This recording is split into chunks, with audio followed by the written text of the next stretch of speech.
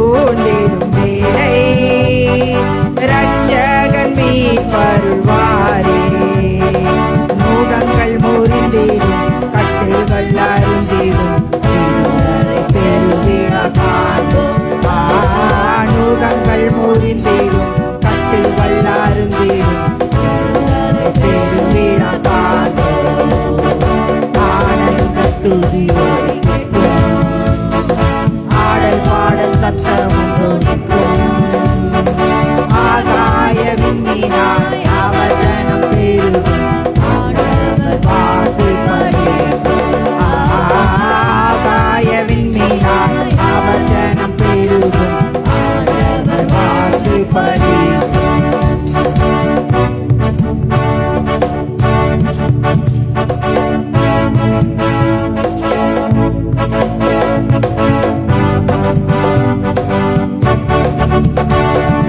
யாக்கோபு நடுங்கிடுவானோ, யாக்கோபின் தேவன் துணையே.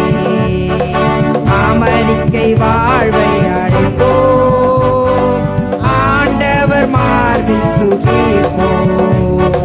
பதறாத வாழ்வும் சிதறாத மனமும் பரிசாக தேவன் அருள்வார்.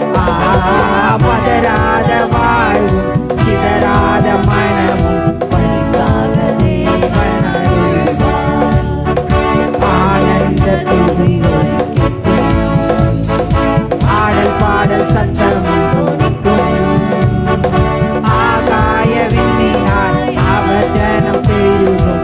ஆண்டவர் வாக்கு பலிக்கும். ஆகாய விண்மீனாய் அவர் ஜனம் பெருகும். ஆண்டவர் வாக்கு பலிக்கும். ஆகாய விண்மீனாய் அவர் ஜனம் பெருகும். ஆண்டவர் வாக்கு பலிக்கும். ஆகாய விண்மீனாய் அவர் ஜனம் பெருகும். ஆண்டவர் வாக்கு பலிக்கும். ஆகாய விண்மீனாய் அவர் ஜனம் பெருகும். ஆண்டவர் வாக்கு பலிக்கும். ஆமென். ஹல்லேலூயா. கரங்களை தட்டி நம் தேவனை மகிமைப்படுத்துவோம்.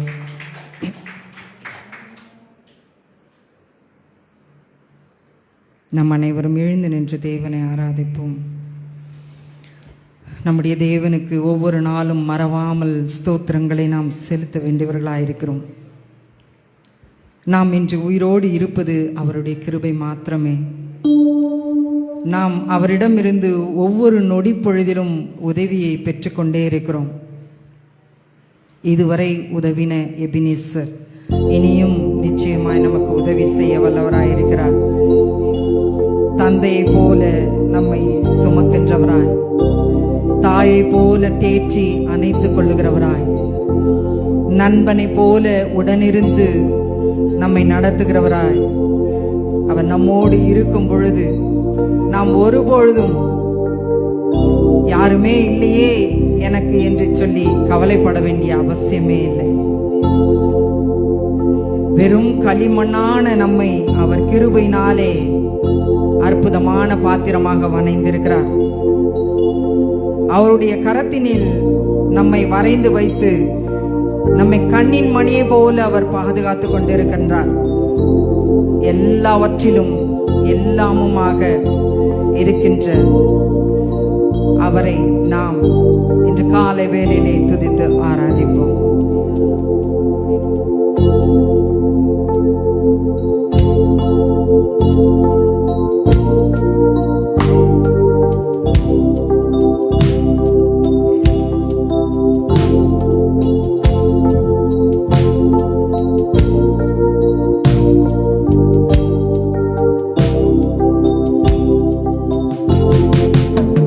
எல்லாவற்றிலும் எல்லாமுமாக இருந்தவரே, இருப்பவரே, எல்லாவற்றையும் எல்லாவற்றாலும் நிறைத்தவரே, நிறைபவரே, எல்லாவற்றிலும் எல்லாமுமாக இருந்தவரே, இருப்பவரே, எல்லாவற்றையும்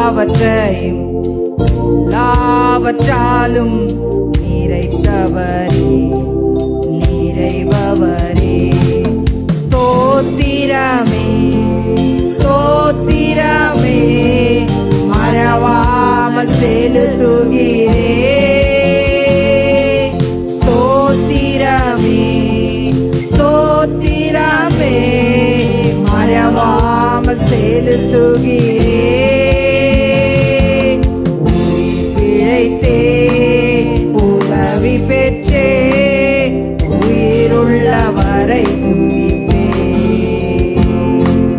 உயிர் பிழைத்தேன், உதவி பெற்றேன், உயிருள்ளவரை துதிப்பேன். உம்மை உயிருள்ளவரை துதிப்பேன்.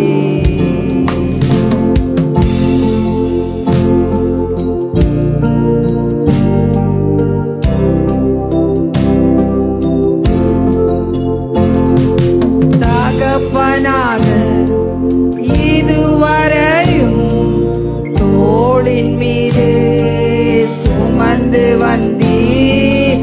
தகப்பனாக இதுவரையும் தோளின் மீது சுமந்து வந்தீர். தயவால் தாண்டினேன் வனாந்திரத்தை. தந்தையே உம் தயவால்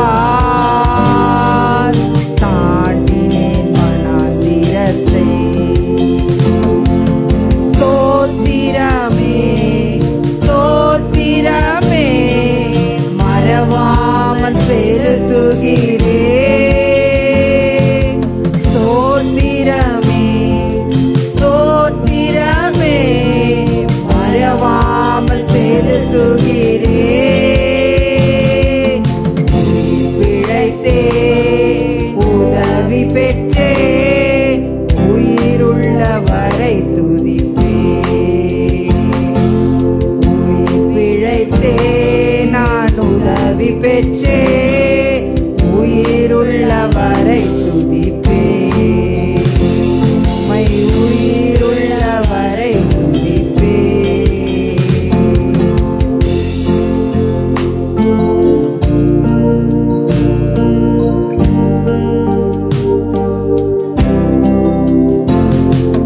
அரண்ட வேளை அன்னையை போல் இறுக்கமாக அணைத்துக் கொண்டீர். அரண்ட வேளை அன்னையை போல் இறுக்கமாக அணைத்துக் கொண்டீர். இருளெல்லாம் விலக்கினீரே, அழுகையை நிறுத்தினீரே. இருளெல்லாம் விலக்கினீரே, என் அழுகையை நிறுத்தினீரே. ஸ்தோத்திரமே, ஸ்தோத்திரமே, ஸ்தோத்திரமே, மறவாமல் செலுத்துகிறேன். ஸ்தோத்திரமே, ஸ்தோத்திரமே, மறவாமல் செலுத்துகிறேன். உயிர் பிழைத்தேன், உதவி பெற்றேன், உயிருள்ளவரை துதிப்பேன். நான் உயிர் பிழைத்தேன், உதவி பெற்றேன், உயிருள்ளவரை துதிப்பேன். உம்மை உயிருள்ளவரை துதிப்பேன்.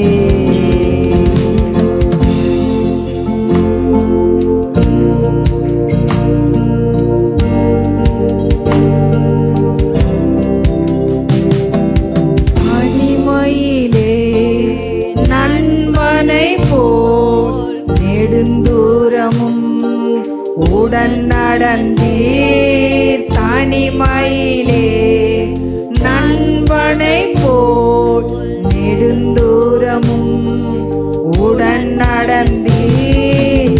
அநாதையாய் அலைந்ததில்லை, அன்பர் நீர்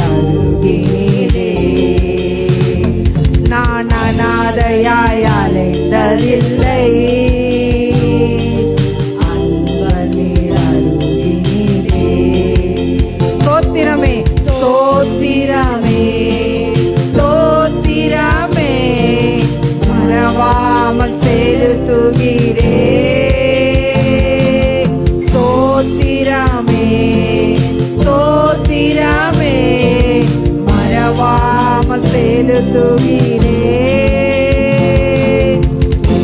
பிழைத்தேன், உதவி பெற்றேன், உயிருள்ளவரை துதிப்பேன்.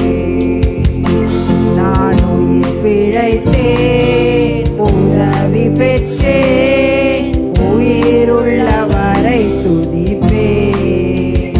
உம்மை உயிருள்ளவரை துதிப்பேன்.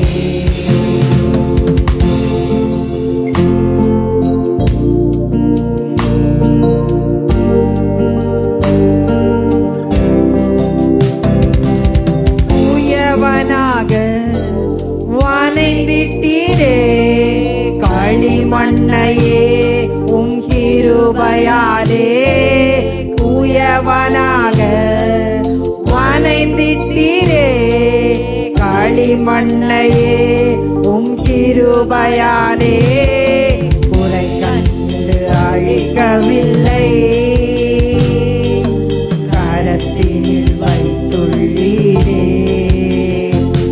என் குறை கண்டு அழிக்கவில்லை, உம் கரத்தினில் வைத்துள்ளீரே. ஸ்தோத்திரமே, ஸ்தோத்திரமே, ஸ்தோத்திரமே, மறவாமல் செலுத்துகிறேன். ஸ்தோத்திரமே, ஸ்தோத்திரமே, மறவாமல் செலுத்துகிறேன். உயிர் பிழைத்தேன், உதவி பெற்றேன், உயிருள்ளவரை துதிப்பேன். உயிர் பிழைத்தேன், நான் உதவி பெற்றேன், உயிருள்ளவரை துதிப்பேன். ஸ்தோத்திரமே, ஸ்தோத்திரமே, மறவாமல் செலுத்துகிறேன். ஸ்தோத்திரமே, ஸ்தோத்திரமே, மறவாமல் செலுத்துகிறேன். உயிர் பிழைத்தேன், நான் உதவி பெற்றேன், உயிருள்ளவரை துதிப்பேன். உயிர் பிழைத்தேன், நான் உதவி பெற்றேன், உயிருள்ளவரை துதிப்பேன். எல்லாவற்றிலும் எல்லாமுமாக இருந்தவரே, இருப்பவரே, எல்லாவற்றையும் எல்லாவற்றாலும் நிறைந்தவரே, நிறைபவரே. எல்லாவற்றிலும் எல்லாமுமாக இருந்தவரே, இருப்பவரே. எல்லாவற்றையும் எல்லாவற்றாலும் நிறைந்தவரே, நிறைபவரே. ஸ்தோத்திரமே, ஸ்தோத்திரமே, மறவாமல் செலுத்துகிறேன். ஸ்தோத்திரமே, ஸ்தோத்திரமே, மறவாமல் செலுத்துகிறேன். உயிர் பிழைத்தேன், நான் உதவி பெற்றேன், உயிருள்ளவரை துதிப்பேன். உயிர் பிழைத்தேன், நான் உதவி பெற்றேன், உயிருள்ளவரை துதிப்பேன். உம்மை உயிருள்ளவரை துதிப்பேன், உயிருள்ளவரை துதிப்பேன். ஆமென். அல்லேலூயா. ஒன்றுமே இல்லாமல் துவங்கின நம்முடைய வாழ்க்கை இன்று அவர் பல நன்மைகளால் நிறைத்து நம்மை வாழ வைத்திருக்கிறார். அன்றன்றைக்கான தேவைகள் யாவற்றையும் அவருடைய கரம் நமக்கு தவறாமல் கொடுத்து கொண்டிருக்கின்றது. அவர் நடத்தும் வழிகளை யாராலுமே விவரிக்க முடியாது. ஒரு கருவை போல நம்மை பாதுகாத்து சுமந்து வருகிறார். நன்றி சொல்லி இந்த பாடலை பாடி நம் தேவனை ஆராதிப்போம்.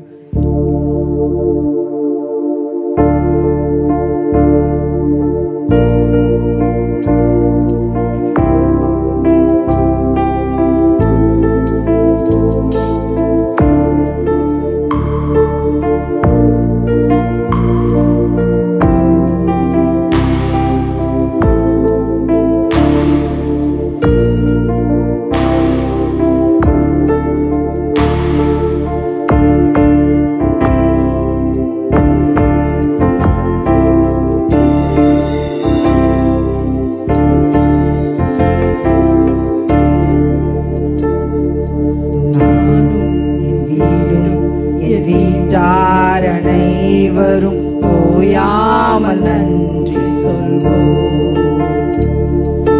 நானும் என் வீடும் என் வீட்டார் அனைவரும் ஓயாமல் நன்றி சொல்வோம். ஒரு கரு போல காத்தீரே நன்றி, என்னை சிறையாமல் சுமந்தீரே நன்றி. ஒரு கரு போல காத்தீரே நன்றி, என்னை சிறையாமல் சுமந்தீரே நன்றி. எபினேசரே எபினேசரே, இந்நாள் வரை சுமந்தவரே. எபினேசரே எபினேசரே, என் நினைவாய் இருப்பவரே. நன்றி நன்றி நன்றி, இதயத்தில் சுமந்தீரே நன்றி. நன்றி நன்றி நன்றி, கரு போல சுமந்தீரே நன்றி.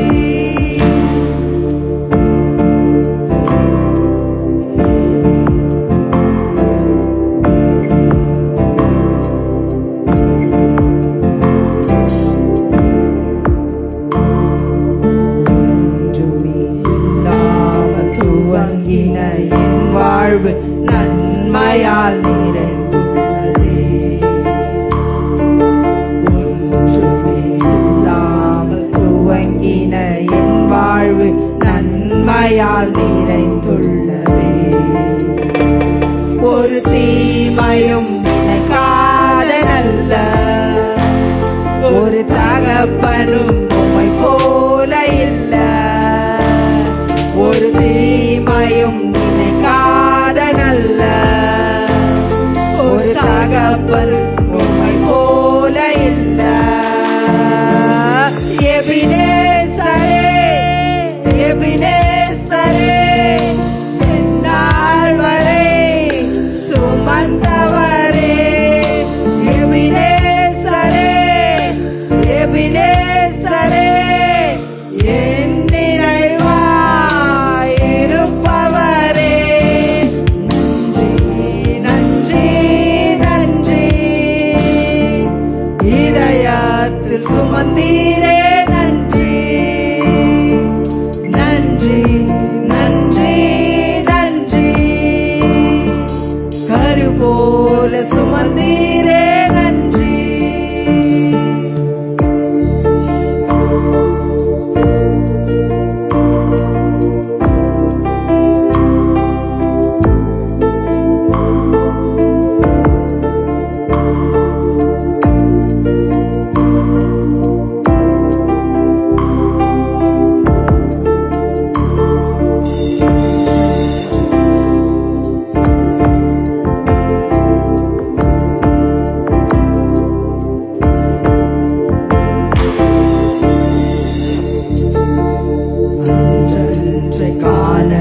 என் தேவைகள் யாவையும் உம் கரம் நல்கியதே. அன்றன்றை காண என் தேவைகள் யாவையும் உம் கரம் நல்கியதே. நீ நடத்திடும் விதங்களை சொல்ல ஒரு பூரண வார்த்தையே இல்ல. நீ நடத்திடும் விதங்களை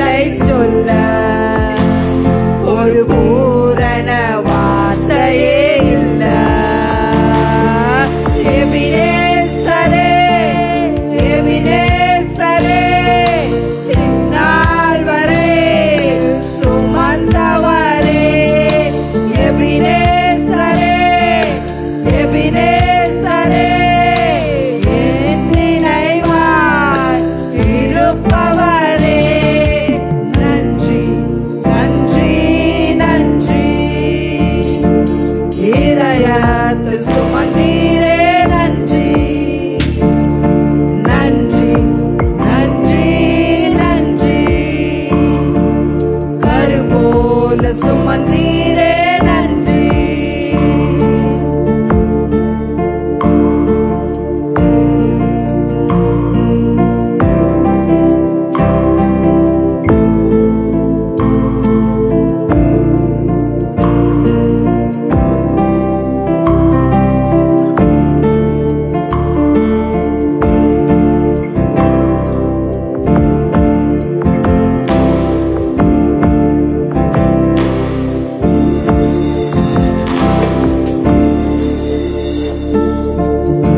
ஞானிகள் மத்தியில் பைத்தியம் என்னையும் அழைத்தது அதிசயமே. ஞானிகள் மத்தியில் பைத்தியம் என்னையும் அழைத்தது அதிசயமே. நான் இதற்கான பாத்திரன் அல்ல, இது கிருபையே வேறொன்றுமில்ல. நான் இதற்கான பாத்திரன் அல்ல, இது கிருபையே வேறொன்றுமில்ல.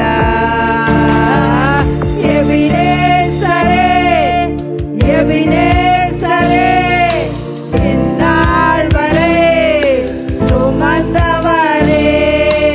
எபினேசரே எபினேசரே, என் நினைவாய் இருப்பவரே. நன்றி நன்றி. இதயத்தில் சுமந்தீரே நன்றி.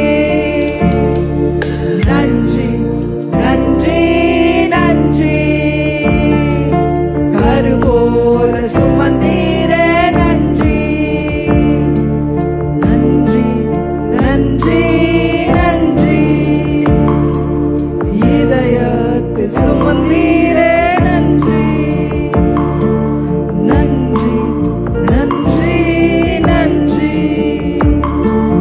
கரு போல சுமந்தீரே நன்றி.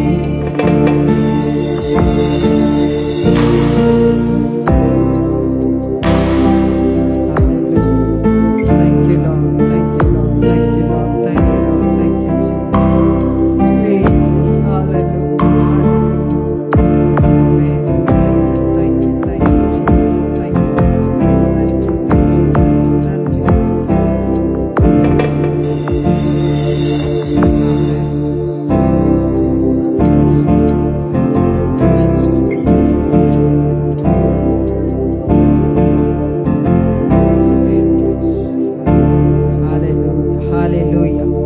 Hallelujah, hallelujah, hallelujah, hallelujah, hallelujah, hallelujah, hallelujah, hallelujah. உம்மை நன்றியோடு துதிக்கிறோம் தகப்பனே, நன்றி செலுத்துகிறோம் ராஜா. அப்பா, இந்த காலை வேளையிலே உமக்கு நாங்கள் நன்றிகளை ஏறெடுக்கிறோம் தகப்பனே. அப்பா, உம்மை நன்றியோடு துதிக்கிறோம் துதிக்கிறோம் துதிக்கிறோம் துதிக்கிறோம் ஸ்தோத்தரிக்கிறோம் ராஜா. ஹalleluya, hallelujah, hallelujah. அப்பா, எங்களுடைய இருதயத்தின் ஆழத்தில் இருந்து நாங்கள் நன்றிகளை ஏறெடுக்கிறோம் தகப்பனே. அப்பா, ஒன்றுக்குமே உதவாத களிமண்ணாய் இருந்த எங்களை எடுத்து ஆண்டவரே, ஆண்டவரே நீர் எங்களை வணைந்தீரே. ஒரு அற்புதமான பாத்திரமாக நீர் எங்களை வணைந்திருக்கிறீர். அதற்காக நன்றி செலுத்துகிறோம் நன்றி செலுத்துகிறோம் நன்றி செலுத்துகிறோம் தகப்பனே. அப்பா, எங்களை உம்முடைய இருதயத்திலே நீர் பாதுகாத்து வைத்திருக்கிறீர். ஒரு கருவை போல நீர் எங்களை காத்து கொண்டிருக்கிறீரே. அதற்காக நன்றியோடு துதிக்கிறோம் ஸ்தோத்தரிக்கிறோம் ராஜா. நன்றி செலுத்துகிறோம் நன்றி செலுத்துகிறோம். அப்பா, ஒரு நல்ல தகப்பனை போல நீர் எங்களை சுமந்து வருகிறீரே. அதற்காக நன்றி செலுத்துகிறோம். ஒரு தாயை போல நீர் எங்களை தேற்றி வருகிறீரே, அதற்காய் நன்றி செலுத்துகிறோம் தகப்பனே. ஒரு நண்பனை போல நீர் எங்களை நடத்தி கொண்டு செல்லுகிறீரே, அதற்காக உமக்கு நன்றி செலுத்துகிறோம் தகப்பனே. நன்றி ராஜா, நன்றி ராஜா. நன்றியோடு உம்மை துதிக்கிறோம் ஆண்டவரே. நன்றி செலுத்துகிறோம், நன்றி செலுத்துகிறோம், நன்றி செலுத்துகிறோம் தகப்பனே. அப்பா, வேதனையோடு, வலிகளோடு, கஷ்டங்களோடு, வியாதிகளோடு, துன்பங்களோடு இப்பொழுது இந்த வேலையிலே வந்திருப்பார்கள் என்று சொன்னார். தேவரீர் உம்முடைய கரம் அவர்களை தொடுவதாக. அப்பா, இந்த வேலையிலே உம்முடைய ரத்தத்தை அவர்கள் மீது நாங்கள் தெளிக்கிறோம் தகப்பனே. அப்பா, எந்த பகுதியிலே, எந்த இடத்திலே அவர்களுக்கு ஆண்டவரே அப்பா உம்முடைய தேவை இருக்கிறதோ ஆண்டவரே, உம்முடைய சுகம் காணப்பட வேண்டுமோ அந்த இடத்திலே, அந்த பகுதியிலே சுகம் இப்பொழுது உண்டாவதாக. இயேசுவின் நாமத்திலே, இயேசுவின் வல்லமையுள்ள நாமத்தினாலே இப்பொழுதே இந்த க்ஷணமே ஆண்டவரே சுகத்தை பெற்றுக் கொள்வார்களாக. நன்றி செலுத்துகிறோம் தகப்பனே. நன்றியோடு உம்மை துதிக்கிறோம் அப்பா. அப்பா, உம்முடைய வல்லமையுள்ள கரம் அவர்களை தொடுவதாக. அப்பா, உம்முடைய காயப்பட்ட கரம் அவர்களை தொட்டு சுகமாக்குவதாக. நன்றி செலுத்துகிறோம் தகப்பனே. நன்றி, நன்றி, நன்றி, நன்றி ராஜா. நன்றியோடு உம்மை துதிக்கிறோம், நன்றியோடு உம்மை துதிக்கிறோம் அப்பா. உம்முடைய வல்லமை ஆண்டவரே இந்த பகுதி முழுவதும் இறங்கி இருப்பதற்காக நன்றி செலுத்துகிறோம். உம்முடைய பிரசன்னம் இந்த இடத்திலே சூழ்ந்திருப்பதற்காக நன்றி செலுத்துகிறோம். நன்றியோடு உம்மை துதிக்கிறோம் தகப்பனே. அப்பா, உம்மை நன்றி செலுத்துகிறோம், உமக்கு நன்றி செலுத்துகிறோம் தகப்பனே. ஒவ்வொரு நாளும் ராஜா நாங்கள் நிற்பதும் நிர்மூலமாகாதிருப்பதும் உடைய சுத்த கிருபை. நாங்கள் உயிரோடு இருக்கிறது உடைய கிருபை ராஜா. அப்பா, எங்களை நீர் ஒவ்வொரு நாளும் வழிநடத்தி வருகிறதற்காக நன்றி செலுத்துகிறோம். இந்த பொல்லாத உலகத்திலே தகப்பனே, உடைய கரம் மாத்திரம் எங்களோடு கூட இல்லை என்று சொன்னார். நாங்கள் ஒன்றுமே இல்லை அப்பா. நீர் எங்களை வழிநடத்தி வருகிறதற்காக நன்றி செலுத்துகிறோம். நீர் எங்களை பாதுகாக்கிறதற்காக நன்றி செலுத்துகிறோம். எத்தனையோ கொள்ளை நோய்களின் மத்தியிலே எங்களை பாதுகாத்து உயிரோடு வைத்திருக்கிறீரே, உமக்கு நன்றி. நன்றி தகப்பனே, நன்றி தகப்பனே. நன்றியோடு உம்மை துதிக்கிறோம் தகப்பனே. எங்களுடைய எல்லா வியாதிகளையும், எங்களுடைய பலவீனங்களையும், எங்களுடைய கஷ்டங்களையும், எங்களுடைய பிரச்சனைகளையும், எங்களுடைய துன்பங்களையும், கண்ணீர்களையும் நீர் சிலுவையிலே சுமந்து தீர்த்ததற்காக நன்றி தகப்பனே. உமக்கு ஸ்தோத்திரம் ஆண்டவரே. எங்களுக்காக ஆசீர்வாதங்களை நீ சுதந்திரித்து வைத்திருக்கிறீரே. அவைகள் எல்லாவற்றையும் நாங்கள் விசுவாசத்தின் மூலமாய் பெற்றுக்கொள்ளும்படியாய் ஆண்டவரே, இப்பொழுது வந்திருக்கிற ஒவ்வொருவரும் ஆண்டவரை கேட்கிற வார்த்தையின் மூலமாய், ஆண்டவரை பாடுகிற பாடலின் மூலமாய் விசுவாசத்தை பெற்றுக் கொண்டவர்களாய் ஆண்டவரே நாங்கள் அந்த ஆசீர்வாதங்களை பெற்றுக்கொள்ள நீர் எங்களுக்கு உதவி செய்வீராக. நன்றியோடு துதிக்கிறோம் தகப்பனே. நன்றி செலுத்துகிறோம் ராஜா. வந்திருக்கிற ஒவ்வொருவரையும் நீர் ஆசீர்வதிப்பீராக. வர தடைப்பட்ட மக்களை தடைகளை நீக்கி கொண்டு வந்து சேர்க்கும்படியாய் நாங்கள் செபிக்கிறோம். ஆராதனை வேளையை நீர் பொறுப்பெடுத்துக் கொண்டபடியால் நன்றி செலுத்துகிறோம். கர்த்தாவே, வார்த்தையின் வேளையிலே வார்த்தையை பேசுகிற தாசனை மறைத்து ஆவியானவர் வெளிப்பட முடியாது நாங்கள் செபிக்கிறோம். மீதியான வேளையை பொறுப்பெடுத்துக் கொள்வீராக. துதி, கன, மகிமை, மேன்மை யாவற்றையும் ஒருவருக்கே செலுத்துகிறோம்.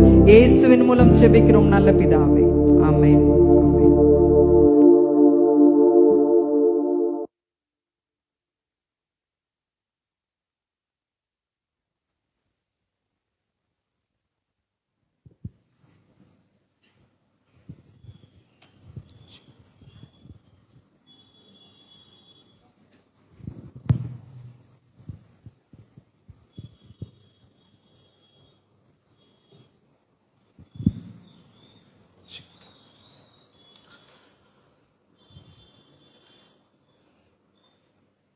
பிரியமானவர்களே, நாம் இப்பொழுது தேவனுடைய ராஜ்யத்தில் காணிக்கையும் தசம பாகத்தையும் விதைக்க வந்திருக்கிறோம்.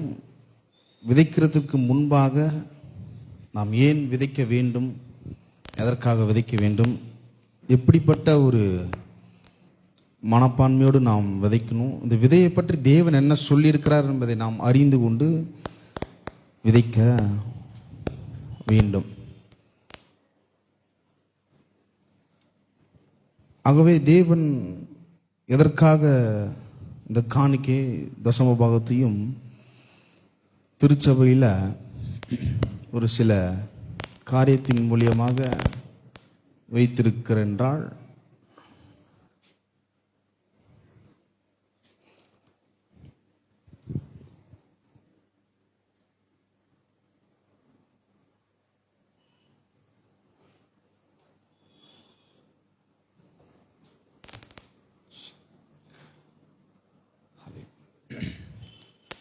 பிரியமானவர்களே, நாம் இப்பொழுது காணிக்கையும் தசம பாகத்தையும் நாம் தேவனுடைய ராஜ்யத்தில் விதைக்கும்படி வந்திருக்கிறோம்.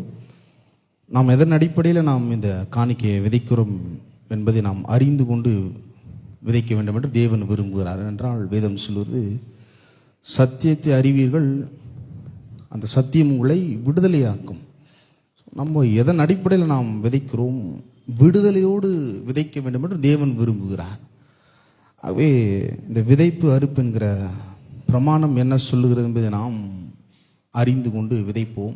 ஆதியாகமம் 8:22, பூமியில் உள்ள நாளளவும் விதைப்பும் அறுப்பும் சீதளமும் உஷ்ணமும் கோடைக்காலமும் மாரிக்காலமும் பகலும் இரவும் ஒழிவுதல் என்று தம்முடைய உள்ளத்தில் சொன்னார்.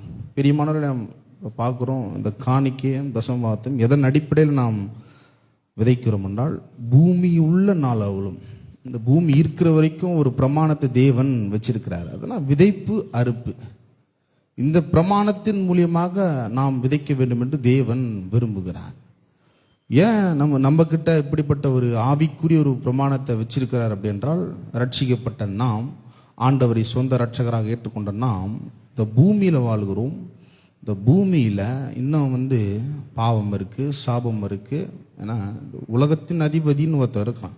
அவன் என்ன பண்ணுறான்னா, மக்களை குறைச்சல்லே வச்சுருக்கணும், மரணத்துக்கு ஏதோ நடத்தணும்னு நினைக்கிறான். இதன் மத்தியில் தேவன் என்ன பண்ணுகிறார் என்றால், நம்மை செழிப்பாக்க வேண்டும், நம்முடைய வாழ்க்கையை பரிபூர்ண உள்ள வாழ்க்கையாக மாற்ற வேண்டும் என்று தேவன் விரும்புகிறார். அதாவது அவன் மரணத்துக்கு எதுவாக நடத்துகிறான்னா, தேவன் ஜீவனுக்கு எதுவாக நடத்த வேண்டும் என்று விரும்புகிறார். ஜீவன்னா நித்திய ஜீவன், அது ஒரு காலமும் அழிந்து போகாது. அந்த மாதிரி ஒரு செழிப்பையும் பரிபூர்ணத்தையும் நம்முடைய வாழ்க்கையில் தேவன் கொண்டு வர விரும்புகிறார். ஆகவே இந்த ஆவிக்குரிய பிரமாணத்தை தேவன் எங்கே வச்சிருக்கிறார் என்றால், திருச்சபையில் வைத்திருக்கிறார். நாம் இந்த ஆவிக்குரிய பிரமாணத்தை கேள்விப்பட வேண்டும், ஏற்றுக்கொள்ளப்பட வேண்டும், விசுவாசிக்கணும், நாலாவது செயல்படுத்தணும். அதாவது கிரியைகள் மூலியமாக செயல்படுத்தணும், விசுவாசத்தை அப்படி செயல்படுத்தணும். ஸோ அன்பின் நிமித்தமாக நாம் கொடுக்க வேண்டும் என்று தேவன் விரும்புகிறார். கட்டாயத்தின் நிமித்தமாக இல்லை, அப்படியே மனசோர்ந்து மன கட்டாயத்தின்படி ஏதோ சபைக்கு வந்துட்டோம், சரி கொடுத்து தான் ஆகணும், அந்த மாதிரி ஒரு சூழ்நிலை, அந்த மாதிரி ஒரு மனப்பான்மையோடு கொடுக்க கூடாதுன்னு தேவன் விரும்புகிறார். ஆனால் ஆதியிலே நம்ம ஆதியாமத்தில் நம்ம பார்க்குறோம், காயின் ஆபேல் என்ற இரு சகோதரர்கள் தேவனுக்கு காணிக்கை கொண்டு வருகிறார்கள். அந்த இரு சகோதரர்களும் வெவ்வேறு மனப்பான்மையோடு கொண்டு வருகிறார்கள். ஆபேல் பாருங்க, தேவனை ஒரு சிறந்த விதத்தில் பார்க்குறான். அவன் எப்படின்னா, தேவன் தான் எல்லாவற்றிற்கும் ஊற்றுக்கண், அந்த மாதிரி தேவனை முதலிடத்தில் கொண்டு வர்றார். ஆனால் காயின் அந்த விதத்தில் பார்க்கல தேவனை. அப்போது இந்த கொடுக்கிறத வேலையில் நம்முடைய மனதில் தேவனை எப்படி நினைக்கிறோம் என்பது ரொம்ப முக்கியம். ஏன்னா தோணும் இல்லை, அவர் தான் ஜீவனை கொடுத்தவர், இந்த சரீரத்தை கொடுத்துருக்கிறார், நல்ல வேலையும் கொடுத்துருக்கிறார். ஆகவே வேலை ஸ்தலங்களில் நாம் பெரிய விதத்தில் ஆண்டு கொள்ள வேண்டும் என்று தேவன் விரும்புகிறார். ஏனென்றால் அப்படிப்பட்ட ஆசீர்வாதம் நம்முடையது. அவர் சொல்கிறார், நீங்கள் பலுகி பெருகி பூமியை நிரப்பி ஆண்டு கொள்ளுங்கள். இப்படிப்பட்ட ஒரு ஆசீர்வாதத்தினால தேவன் நம்முடைய வாழ்க்கையை ஆசீர்வதிக்க வேண்டும் என்று விரும்புகிறார். பழுகணும், பெருகணும், நிரப்ப வேண்டும். அதுவும் மனுஷனுடைய ஒரு பாட் பாருங்க, அதுதான் தேவன் நமக்கு கொடுத்துருக்கிறார். இந்த பூமியை நாம் நிரப்ப வேண்டும். எதனாலனா, இப்படிப்பட்ட ஒரு ஆவிக்குரிய பிரமாணத்தை நம்முடைய வாழ்க்கையில் கொடுத்திருக்கிறார். நம்முடைய வாழ்க்கையில் பணக்குறைவு இருந்தால் இந்த ஆவிக்குரிய பிரமாணத்தின் மூலியமாக நாம் நிரப்ப வேண்டும் என்று தேவன் விரும்புகிறார். ஆகவே பாருங்க, நம்ம வேலைக்கு போகிறோம், சம்பாதிக்கிறோம், 10 ரூபாய் வச்சுருக்கிறோம் கவலைப்படுறாங்க, 10 லட்சமும் வச்சுருக்கிறோம் கவலைப்படுறாங்க. கவலை எல்லா மனுஷருக்கும் வருகிறது. ரட்சிக்கப்பட்ட பின்பு கவலை வராதுன்னு சொல்லலை. இயேசுவே சொல்கிறார், திடன் கொள்ளுங்கள், உபத்திரம் உண்டு என்று சொல்கிறார். ஆனாலும் நான் உலகத்தை ஜெயித்தேன் என்றார். அப்போது இந்த தேவன் என்ன சொல்லுகிறாரோ அதை நம்ம செய்தால் நிச்சயமாக ஜெயம் உண்டு, வெற்றி உண்டு, நிறைவு உண்டு, செழிப்பு உண்டு, ஆசீர்வாதம் உண்டு. ரட்சிக்கப்பட்ட பின்பும் ஒரு சில காரியத்தை தேவன் செய்ய வேண்டும் என்று விரும்புகிறார். அதுதான் கொடுத்தலும் செழித்தலும். இது ஆவிக்குரிய ஒரு பிரமாணம். இது கண்ணில் பார்க்கவே முடியாது. சரீர பிரகாரமாக நம்ம பணத்தினால தேவன் இந்த ஆவிக்குரிய ஒரு பிரமாணத்தை அனுபவிக்கணும்னு விரும்புகிறார். இது கண்ணில் பார்க்க முடியாது, ஆனால் நம்முடைய கரத்தில் இது கொடுத்துருக்கிறார். இது செயல்படுத்தும் பொழுது ஆகவே இந்த விதைப்பு அறுப்பு பற்றி பவுல் 2 கொரிந்தியர் 9ஆம் அதிகாரத்தில் இப்படி சொல்லுகிறார். இது பணத்தை பற்றிய ஒரு காரியத்தை அங்கே பவுல் சொல்லுகிறார். என்னென்றால் 9ஆம் அதிகாரம் 6ஆம் வசனம், 2 கொரிந்தியர் 9, 6, 7. பின்பு நான் சொல்லுகிறது என்னவெனில், சிறுக விதைக்கிறவன் சிறுக இருப்பான், பெருக விதைக்கிறவன் பெருக இருப்பான். பவுல் பாருங்க, இந்த விவசாயத்தை கொண்டு பணப்பெருக்கத்தை கற்றுக் கொடுக்கிறார். எப்படின்னா, சிறுக விதைக்கிறவன் சிறுக இருப்பான், பெருக விதைக்கிறவன் பெருக இருப்பான். அதாவது ஒரு மொழிபெயர்ப்பு சொல்லுகிறது, கொஞ்சமாக கொடுக்கிறவன் கொஞ்சமாக எடுத்துக்கொள்கிறான், நிறைய கொடுக்கிறவன் நிறைய எடுத்துக்கொள்கிறான். அப்போ நம்முடைய வாழ்க்கை நம்முடைய கையில் இருக்கிறது. நம்முடைய வாழ்க்கை எப்படி செழிக்க வேண்டும் என்று தேவன் விரும்புகிறாரோ, உங்களுடைய மனதில் அதை நீங்கள் நிறுத்த வேண்டும். ஏன்னா உங்களுடைய வாழ்க்கைக்கு நீங்கள் தான் தெரியும் பாருங்கள். நீங்கள் தான் வேலைக்கு போகிறீங்க, சம்பாதிக்கிறீங்க, என்ன பண்ணணும், என்ன பிளான்ஸ் எல்லாம் நீங்கள் தான் போட்டு வச்சுருக்கிறீங்க இல்லையா? எல்லாமே உங்களுக்கு தான் தெரியும். குடும்பத்தை எப்படி நடத்தணும், எல்லா விதத்துலையும் பாருங்கள். எல்லாருக்கும் நல்ல விருப்பம்தான். நான் 10 நாளில் சம்பாத்தியமெல்லாம் காலியாகி போயிடுது.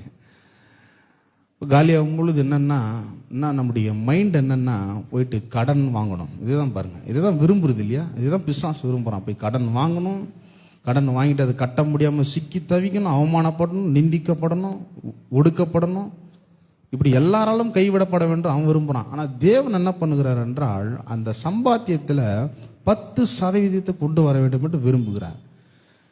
ஏன்னா அவர்கிட்ட கொண்டு வரும்போது வானத்தின் பலகணிகளை திறந்து இடம் கொள்ளாமற் போகும் மட்டும் ஆசீர்வாதத்தை நம்முடைய மடியில் நம்முடைய வாழ்க்கையின் மீது அவர் ஆசீர்வதிக்க வல்லவராக இருக்கிறார். ஆகவே இதை நாம் அறிந்து கொண்டு புரிந்து கொண்டு செயல்பட வேண்டும் என்று தேவன் விரும்புகிறார். அதனால தான் இந்த வேதாகமத்தில் நிறைய பேர் ஆவிக்குரிய பிரமாணத்தை செயல்படுத்தி இருக்கிறார்கள். உதாரணத்துக்கு யோசேப்பு, ஆபிரகாம், யாக்கோபு, தாவீது, சாலமோன், எல்லாருமே ஆவிக்குரிய தலைவர்கள், உடன்படிக்கை மக்கள் எல்லாருமே இந்த ஆவிக்குரிய பிரமாணத்தை கொடுத்திருக்கிறார்கள், செயல்படுத்தி இருக்கிறார்கள். கொடுத்தலும் செழித்தலும் இல்லையா, அதை கொடுத்திருக்கிறார்கள். ஆபிரகாம் தனக்கு உண்டான எல்லாவற்றிலேயும் தசமபாகம் செலுத்தி இருக்கிறார். யாக்கோபும் ஒரு தீர்மானத்தை எடுத்தார். ஆண்டவர் என்னன்னா, அவர் பாருங்க, ஒரு சில பிரச்சனையினால தன் தாயின் வீட்டுக்கு போறாரு யாக்கோபு. அப்போ போகும்போது வெறும் கையா போறாரு. அப்போ ஒரு தீர்மானத்தை எடுக்கிறாரு, எனக்கு உண்டானவை என்னை காப்பாற்றி எனக்கு உணவு, இருக்க இடம், உடை நீர் தந்தேன் என்றால் எனக்கு எல்லா விதத்திலையும் நான் உமக்கு தசமபாகம் செலுத்துவேன் என்று ஒரு தீர்மானத்தை எடுக்கிறாரு. ஆனால் யாக்கோபு வரும்போது எப்படி வராரு? வெறுங்கையா போன ஒரு 2 பரிவாரங்களோடு வராரு. அப்படிப்பட்ட ஆசீர்வாதத்தை தேவன் கொடுக்கணும்னு விரும்புகிறாரு. ஆகவே உங்களுடைய கரத்தில் கொடுத்திருக்கிறார். நம்முடைய வாழ்க்கை எப்படி ஆசீர்வதிக்கப்பட வேண்டுமோ அது நீங்க தீர்மானிக்க வேண்டும். இப்போ 7ஆம் வசனம் சொல்லுகிறது, அவனவன் விசனமயம் அல்ல, கட்டாயமயம் அல்ல, தன் மனதில் நியமித்தபடி கொடுக்க கடவன், உற்சாகமாய் கொடுக்கிறவனிடத்தில் தேவன் பிரியமாக இருக்கிறார். இப்போ நம்ம காணிக்கை கொடுக்குறோம், யாருக்கு கொடுக்குறோம்? தேவனுக்கு கொடுக்குறோம். அவர் கொடுக்கும் பொழுது பிரியப்படுகிறார். நம்ம நினைக்கிறோம் இந்த சபைக்கு கொடுக்குறோம், போதகருக்கு கொடுக்குறோம். இல்லை, இந்த சபையின் மூலியமாக, இந்த போதகர் மூலியமாக நீங்கள் தேவனை கனம் பண்ணுகிறீர்கள். அவர் சொல்லியிருக்கிறாரு, சுவிசேஷ நிமித்தம் கொடுக்கிறவன் 100 திருப்ப கொடுக்க தேவன் வல்லவராக இருக்கிறார். அப்போ நம்ம கொடுக்க ரெடியாக இருக்கணும்னா அவர் தர வல்லவராக இருக்கிறார். விதைப்பு அறுப்பு இல்லையா? தேவன் என்ன பண்ணுகிறாருன்னா, விதைப்பை உங்ககிட்ட கொடுத்துருக்கிறார், அறுப்பு அவர் தரன்றாரு. ஒரு காரியத்தை உங்களுடைய கரத்தில் கொடுத்திருக்கிறார், அதென்றால் நீங்கள் விதைக்க வேண்டும். நிறைய கிறிஸ்தவர்கள் இதை பற்றி ஒரு பெரிய ஒரு கரிசனை, பெரிய ஒரு விசுவாசம், விதைக்க வேண்டும் அப்படிப்பட்ட ஒரு எண்ணமே இல்லை பாருங்க. ஏனென்றால் தன்னுடைய வாழ்க்கையை குறித்து அவர்கள் சரியா எண்ணுகிறது இல்லை. ஆனால் தேவன் இதை நம்முடைய கரத்தில் கொடுக்கிறார். ஏன்னா நம்முடைய வாழ்க்கை எப்படி போக வேண்டும் என்று நீங்கள் தீர்மானிக்க வேண்டும். எந்த பிசாசும் எந்த மனிதர்களும் இதை தடுக்க முடியாது. அதனால தான் உங்களுடைய கரத்தில் கொடுத்துருக்கிறார். நிறைய பேர் பாருங்க, பணப்பெருக்க வேண்டும் என்றால் ஜெபம் பண்ணுவாங்க, விசுவாசிப்பாங்க. ஆனால் தேவன் பண விஷயத்தில் என்ன சொல்லுகிறாரோ அதை செய்யலை என்றால் இன்னைக்கு வரையும் குறைவுள்ளதான் இருப்பீர்கள். ஏன்னா தேவனுடைய பிரமாணம் அப்படிதான் சொல்லுகிறது. ஆவிக்குரிய பிரமாணம். இந்த பிரமாணத்தை நாம் செயல்படுத்த வேண்டும். ஆகவே இப்போ நம்ம குறைவிலிருந்து நிறைவுக்கு போகணும், இல்லாமையிலிருந்து பாருங்க நம்ம மேலே வரணும், பரிபூர்ணத்தில் வரணும்னா நாம் விரும்ப வேண்டும். எப்படின்னா கொடுக்கறதன் மூலியமாக. கொடுத்தலும் செழித்தலும் என்ற ஆவிக்குரிய இந்த பிரமாணத்தை நாம் தைரியமாக செலுத்த வேண்டும். அதனால தான் எபேசியர் 3:20 சொல்லுகிறது, நாம் வேண்டிக் கொள்வதற்கும் நாம் நினைப்பதற்கும் அதிகமாய் நமக்குள்ளே ஒரு வல்லமை கிரியை செய்கிறது. அதுதான் பரிசுத்த ஆவியான நமக்குள்ளே இருக்கிறார் இல்லையா. நாம் வேண்டுறதுக்கும் நினைக்கிறதுக்கும் அந்த வல்லமை நமக்குள்ளே இருக்கிறது. அது தெரிய மாட்டேங்குது பாருங்க. அந்த வல்லமை நீங்கள் கட்டவிழ்க்க வேண்டும். சாவி உங்ககிட்ட கொடுத்துருக்கிறாருங்க. பரலோகத்தை திறக்கணும்னா நீங்கள் தான் திறக்கணும். அப்போ பாருங்கள், ஜெபம் பண்ணுறோம், எல்லாம் நல்லது தான், ஆவிக்குரிய ரீதியில் நம்ம செயல்படுத்துகிறோம், ரொம்ப நல்லது. ஆனால் தெளிந்த புத்தியோடு இருக்க வேண்டும் என்று தேவன் விரும்புகிறார். ஆகவே நமக்கு ஆயத்தப்படுத்தின எந்த கண்ணும் கண்டதில்லை, எந்த காதும் கேட்டதில்லை, எந்த ஒரு மனுஷன் இருதயத்தில் தோன்ற. ஆனால் தேவன் நமக்கு அதை வெளிப்படுத்தி இருக்கிறார். எப்படி என்றால் இப்படிப்பட்ட ஒரு ஆவிக்குரிய பிரமாணத்தின் மூலியமாக தான் அவர் வெளிப்படுத்தி இருக்கிறார். ஆகவே நம்ம தைரியமாக மகிழ்ச்சியோடு தேவனுடைய ராஜ்யத்தில் கொடுக்கும் பொழுது, நல்லா எடுத்து கொடுக்கும் பொழுது, அவர் நன்றாக எடுத்து நம்முடைய வாழ்க்கையின் மீது நம்முடைய மடியில் போடப்படுகிறார். ஆகவே நீங்கள் தான் தீர்மானிக்க வேண்டும். நீங்கள் நல்லா இருக்கணும்னா தேவனுடைய ராஜ்யத்தில் கொடுக்கிறவர்களாக இருக்க வேண்டும். ஏன் அப்படி கொடுக்குறார் அப்படின்னா, நம்ம தேவன் கொடுக்குற ஒரு மனப்பான்மையுடைய தேவனாக இருக்கிறார். பிசாசு தான் பாருங்கள் பிடுங்குறான், அதை திருடுறான், கொல்றான், பிடுங்குறான், பதுக்கணும்னு நினைக்கிறான். ஆனால் தேவன் அப்படிப்பட்டவர் அல்ல, அவர் நன்றாய் கொடுக்கிறவர். அதனால தான் தேவன் கொடுக்க சொல்லுகிறார். ஏனென்றால் அவருடைய ரூபம், அவருடைய சாயலின்படி நாம் உண்டாக்கப்பட்டபடியினால் நாம் தயவுள்ளவர்கள், கிருபையுள்ளவர்கள் என்பதை இதன் மூலியமாக தேவன் நமக்கு ஊழியம் செய்ய வல்லமையுள்ளவராக இருக்கிறார். ஆகவே கரங்களிலும் காணிக்கையும் எடுத்துக்கொள்வோம். நாம் உற்சாகமே தேவனுடைய ராஜ்யத்தில் விதைப்போம். கொடுக்கும் பொழுது அவர் பிரியப்படுகிறார். ஆகவே கட்டாயமாயில்லை, விசனமாயில்லை, மன உற்சாகத்துடன் கொடுப்போம். கொடுக்கும் பொழுது தேவன் செழிப்பை ஆயத்தப்படுத்தி வச்சிருக்கிறார். ஆகவே இதை கொடுத்து விசுவாச கரங்களில் அந்த ஆசீர்வாதத்தை நீங்கள் எடுத்துக்கொள்கிறீர்கள். ஆகவே எடுத்துக்கொள்வோம். நம்ம அறிக்கைட்டு கொடுப்போம். பரலோக பிதாவே, குமாரனாகி இயேசுவின் நாமத்தில் இடத்துல வருகிறோம். இயேசுவே, நீரே என்னுடைய வாழ்க்கைக்கு ஆதாரமாக இருக்கிறீர். என்னிடத்தில் உள்ளதெல்லாம் நீர் கொடுத்தது. ஆகவே உம்மை கனம் பண்ணும்படி உம்முடைய ராஜ்யத்தில் விதைக்கிறேன். உம்முடைய ராஜ்யத்தில் விதைப்பதால் என்னுடைய வாழ்க்கையில் குறைவென்பதே இருக்காது. பணப்பெருக்கம் நிச்சயமாய் இருக்கும். உம்முடைய ஆசீர்வாதத்தை நான் பெற்றுக்கொள்ளுகிறேன். நன்றி ஆண்டவரே.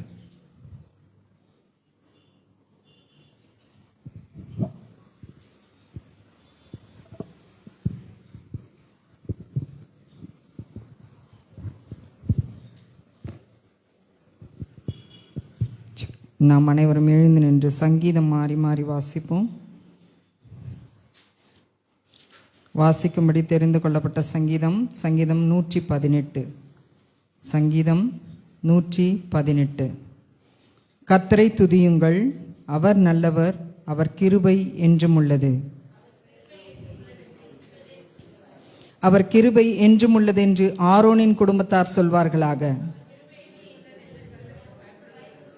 நெருக்கத்திலிருந்து கர்த்தரை நோக்கி கூப்பிட்டேன். கர்த்தர் என்னை கேட்டருளி விசாலத்திலே வைத்தார். எனக்கு அனுகூலம் பண்ணுகிறவர்கள் நடுவில் கர்த்தர் என் பட்சத்தில் இருக்கிறார். என் சத்துருக்களின் சரிகட்டுதலை காண்பேன். பிரபுக்களை நம்புவதை பார்க்கிலும் கர்த்தர் பேரில் பற்றுதலாய் இருப்பதே நலம்.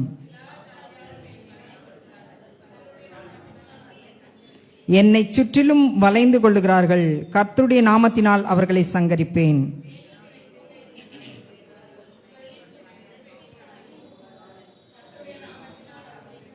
நான் விழும்படி நீ என்னை தள்ளினாய், கர்த்தரோ எனக்கு உதவி செய்தார்.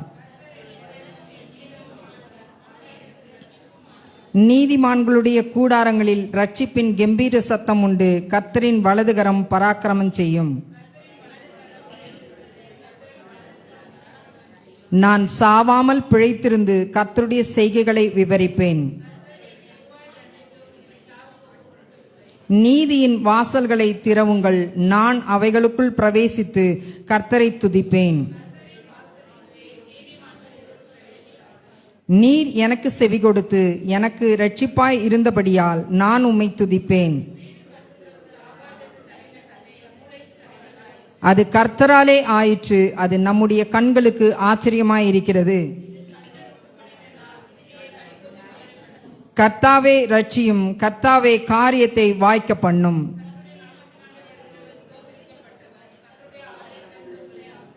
கர்த்தர் நம்மை பிரகாசிக்கிற தேவனாயிருக்கிறார். பண்டிகை பலியை கொண்டு போய் பலிபீடத்தின் கொம்புகளில் கயிறுகளால் கட்டுங்கள். நாம் அனைவரும் சேர்ந்து வாசிப்போம். கர்த்தரை துதியுங்கள், அவர் நல்லவர், அவர் கிருபை என்றும் உள்ளது. வாசிக்க கொடுக்கப்பட்ட வேத பாடம் வாசித்து முடிந்தாயிற்று. தேவனே உமக்கு மகிமை உண்டாவதாக. ஆமேன். சபையின் அறிவிப்புகள். ஒவ்வொரு வாரமும் ஞாயிறு காலை ஆராதனை காலை 8 மணி முதல் 10:30 மணி வரை நடைபெறும். நீங்கள் அனைவரும் அதிலே வந்து கலந்து கொள்ளும்படி மிகவும் அன்புடன் அழைக்கின்றோம். ஒவ்வொரு வாரமும் வெள்ளிக்கிழமைகளிலே மாலை 7 மணி முதல் 8 மணி வரை பரிந்து பேசும் ஜெபம் நம்முடைய ஆலயத்திலே நடைபெறுகிறது. அதிலே வந்து கலந்து கொள்ளுங்கள். ஒவ்வொரு மாதமும் 1ஆம் தேதி அதிகாலை 5:30 மணி முதல் 6:30 மணி வரை வாக்குத்தத்த ஆராதனை நம்முடைய ஆலயத்திலே நடைபெறுகின்றது. நீங்கள் அனைவரும் அதிலே பங்கு பெற்று தேவ ஆசீர்வாதத்தை பெற்றுக்கொள்ளும்படியாய் அன்புடன் அழைக்கின்றோம். ஒவ்வொரு 2வது சனிக்கிழமைகளிலும் நமக்கு சுவிசேஷ கூட்டம் நடந்து கொண்டிருந்தது.